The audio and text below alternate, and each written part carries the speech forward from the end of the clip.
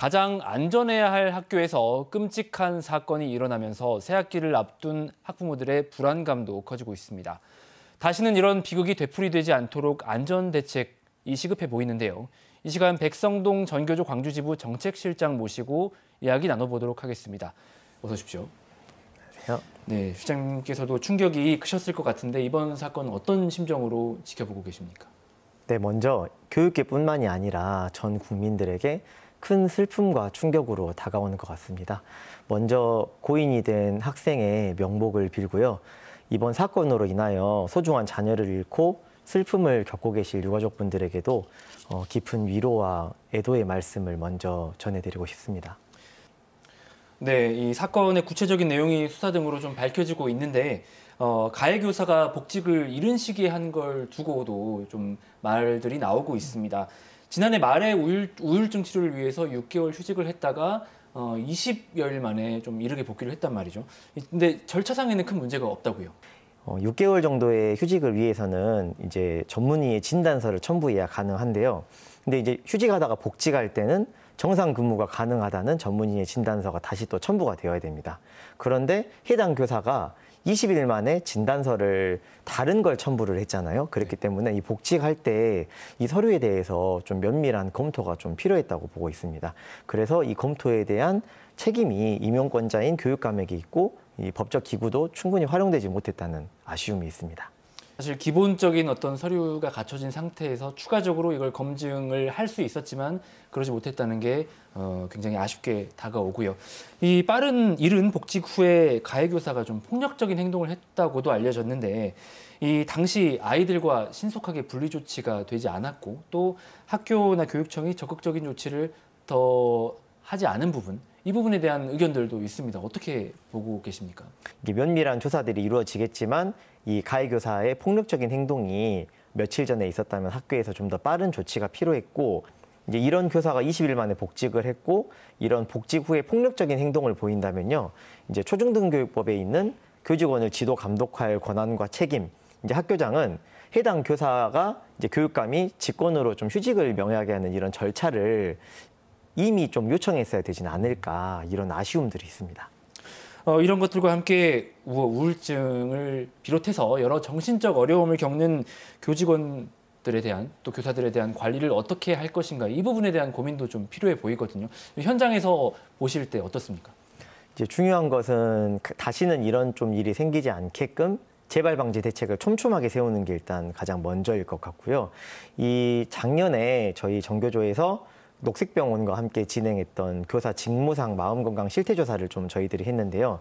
갈수록 이 학교 현장 선생님들의 정신건강 소진 상태가 계속해서 좀 증가하고 있는 것으로 지금 파악이 되어 있습니다. 저희 광주에서는 교사 마음 돌봄 제도에 대해서 조금 고민을 또 하고 있고요. 네.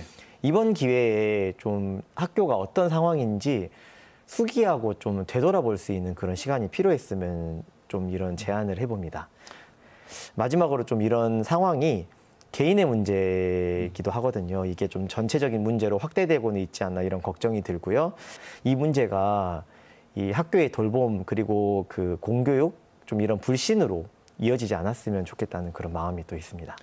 이제 이 사건의 어떤 정신질환 상황이 좀 연계가 되다 보니까 실제로 다른 교사들이 어떤 좀 마음이 힘들거나 좀 치료를 받아야 되는 상황인데도 불구하고 그렇지 못한 어떤 좀 상황들이 빚어질 수도 있을 것 같아요. 이런 부분도 좀 우려가 되시는지요? 그렇죠. 이런 그 상황이 발생을 해서 지금 현재 이제 소진되거나 힘든 선생님들이 분명히 있을 겁니다. 근데 이런 분들께서 치료를 한다거나 상담을 한다거나 도움을 요청하는 데 있어서 오히려 이 사건으로 인해서 이렇게 좀 불안감이 조성이 됨으로써 내재적인 위험을 안고 다시 또 음지 속으로 가버리시지는 않을까 이런 걱정도 같이 듭니다.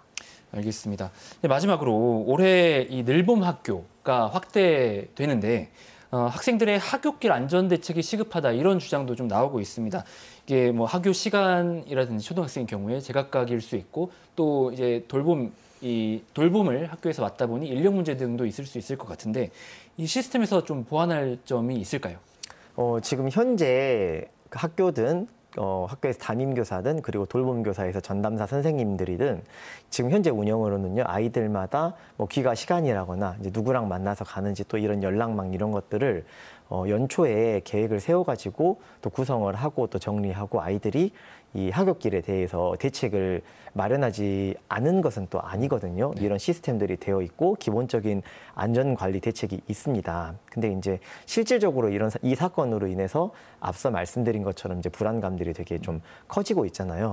그래서 이런 돌봄 부분들에 대해서 이제 너무 이제 학교에만 너무 부담감을 또 지울 것들이 아니라 저희들이 이 돌봄이라는 늘봄이라는 이 전 생애에 걸친 앞으로 우리가 중요한 과제 중에 하나잖아요. 지자체와 사회도 같이 이 돌봄에 대해서 함께 좀 고민을 좀 해주셨으면 좋겠고 서로 유기적으로 연결될 수 있게 시스템을 좀 같이 만드는 데 있어서 이번 사건을 너무 힘들고 슬픈 일이지만 계기로 하여서 재발이 되지 않게끔 좀 만들어 나갔으면 좋겠는 바람이 있습니다. 네, 말씀하신 대로 관련된 제도에 혹시 문제는 없는지 좀 돌아보는 계기로 삼아야 되겠습니다.